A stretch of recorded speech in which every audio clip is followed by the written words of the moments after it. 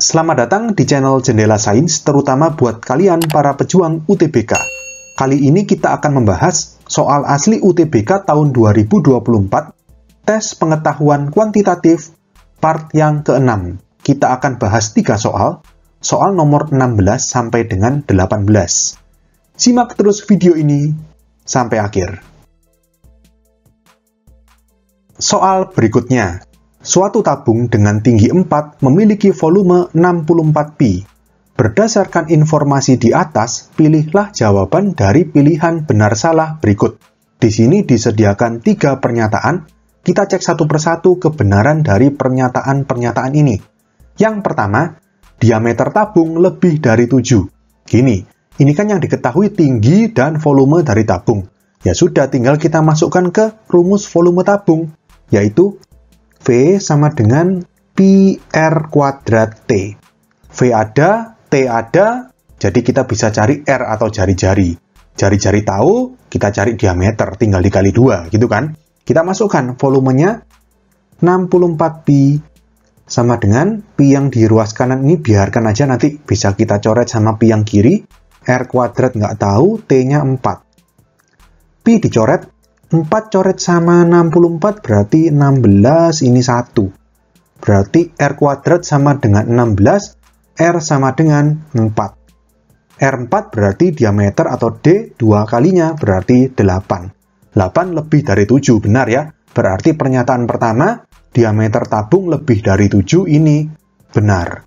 Lanjut pernyataan kedua, luas alas tabung kurang dari 45. Luas alas itu berarti ya pi R kuadrat aja ya kan, luas alas tabung yang bentuknya lingkaran itu. Jadi LA sama dengan pi R kuadrat. Sama dengan di sini pi-nya kita masukkan 3,14 aja karena R-nya ini 4, bukan merupakan kelipatan 7. Jadi 3,14 kali R kuadrat, R-nya 4 dikuadratkan 16. LA sama dengan 3,14, kalau kalian kalikan 16 hasilnya 50,24. 50,24 ini lebih dari 45. Berarti pernyataan kedua, luas alas tabung kurang dari 45, ini salah. Lanjut pernyataan yang ketiga, tabung dapat memuat suatu balok dengan ukuran 7 x 7 x 3. Gini, berarti ini kan panjangnya 7, lebarnya 7, tingginya 3. Kita lihat tingginya dulu, tingginya balok 3. Tingginya tabung 4, apakah tabung dapat memuat balok? Kalau kita lihat dari tingginya, berarti bisa, karena tabung tingginya 4, balok tingginya cuma 3. Tabung dapat memuat suatu balok, itu kan artinya balok dimasukkan di dalamnya tabung. Berarti ukuran balok harus lebih kecil dari tabung. Tingginya balok 3, tingginya tabung 4. Berarti kalau kita lihat tingginya bisa. Tapi kita harus perhitungan juga panjang lebarnya, atau penampangnya, gitu kan. Nah, kita lihat. Balok ini ukurannya 7 x 7 x 3, panjangnya 7, lebarnya 7. Berarti alas dari balok ini 7 x 7 kan, panjang kali lebar, bentuknya berarti persegi. Oke, misalkan saya gambar seperti ini. Persegi yang warna merah ini adalah balok dengan panjang 7 dan lebar 7. Ini 7, ini 7. Jadi persegi alasnya. Gitu kan. Nah, kalau misalkan balok ini bisa masuk ke dalam tabung, maka ukuran penampang atau ukuran lingkaran alas dari tabung itu minimal lingkaran yang warna biru ini. Boleh lebih besar daripada yang warna biru ini, tapi nggak bisa lebih kecil. Kalau ukuran lingkaran atau ukuran penampang tabung itu lebih kecil dari ini, maka baloknya nggak bisa masuk ke dalam tabung. Tabung tidak dapat memuat balok. Ngerti ya? Nah, kalau misalkan ukuran tabung ini minimal, penampangnya lingkaran seperti ini, maka keempat titik sudut dari persegi ini itu bersentuhan dengan lingkaran. Atau dengan kata lain, kalau misalkan kita tarik diagonal persegi seperti ini, itu merupakan diameter dari lingkaran. Gitu kan ya? Nah, sekarang gini, kita cek aja. Kalau misalkan persegi ini sisinya 7, maka berapa panjang diagonalnya? Ya, tinggal kita Pitagoras. Berarti kalau misalkan ini X gitu ya, berarti X sama dengan akar 7 kuadrat plus 7 kuadrat.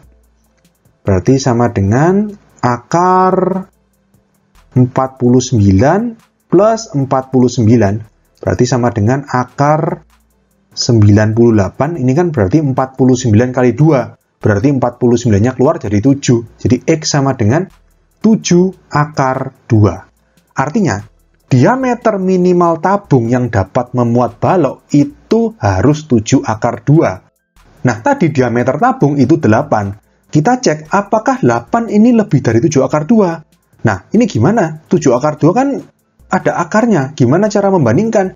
Gini, kita kembalikan ke asalnya. 7 akar 2 itu kan akar 98.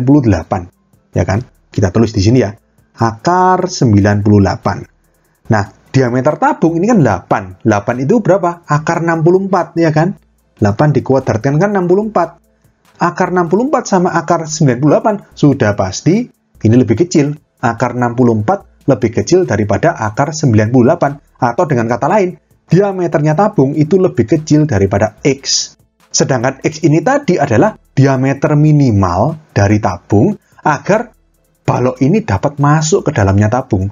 Nah, kalau ternyata diameternya tabung yang 8 ini lebih kecil daripada X atau lebih kecil daripada diameter minimal, berarti tabung tidak dapat memuat balok tersebut. Karena diameter tabung lebih kecil daripada diameter minimal tabung yang dapat memuat balok. Ngerti ya? Jadi, walaupun tadi kalau kita lihat dari tingginya itu muat, tetapi kalau kita lihat dari panjang dan lebarnya atau penampangnya seperti ini ternyata tidak muat. Ya sudah, berarti balok ini tidak dapat masuk ke dalam tabung. Tabung tidak dapat memuat balok tersebut. Berarti pernyataan ketiga, tabung dapat memuat suatu balok dengan ukuran 7 x 7 x 3, ini salah. Oke? Soal berikutnya. Banyaknya susunan 5 angka berbeda dari angka 0, 1, 2, 3, dan 4 dari kiri ke kanan dengan angka pertamanya bukan 0 dan angka terakhir 1 atau 3 adalah titik-titik-titik. Oke, kita pakai metode pengisian tempat atau filling slot ya. Di sini ada 5 angka berbeda. 1, 2, 3, 4, 5.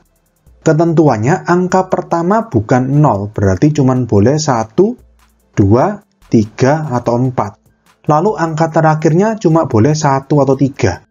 Oke, kita kerjakan dari belakang dulu ya, karena ini cuma boleh 1 sama 3. Jadi yang lebih gampang kita kerjakan dulu yang sudah pasti. Ini angka terakhirnya cuma boleh 1 atau 3, berarti ada 2 kemungkinan. Kita tulis 2 di sini. Lalu sekarang kita ke angka yang pertama. Angka pertama kan nggak boleh 0, berarti boleh 1, 2, 3, dan 4.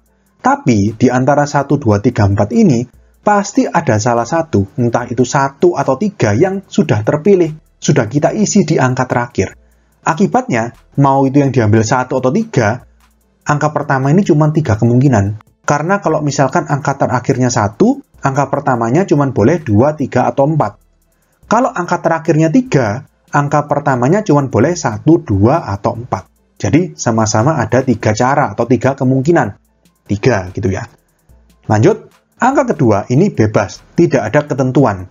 Berarti 5 angka ini bisa semuanya. Tapi, satu angka dari 5 angka ini sudah kita pakai di angka terakhir, dan satu angka yang berbeda sudah kita pakai di angka yang pertama. Sehingga dari 5 yang tersedia sudah kepake 2, berarti sisa 3. Jadi ini 3.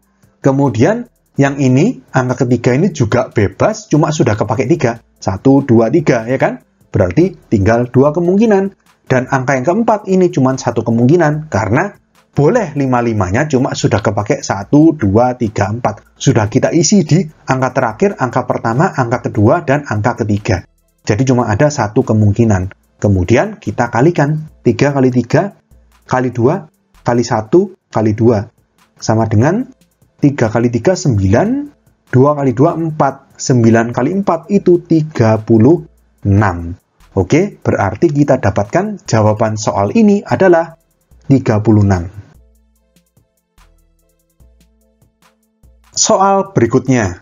Fungsi f dengan fx sama dengan 5c min x untuk bilangan real c memiliki inverse f pangkat min 1, ini bacanya f inverse ya, yang memenuhi f inverse dalam kurung 3 plus c kuadrat sama dengan 3.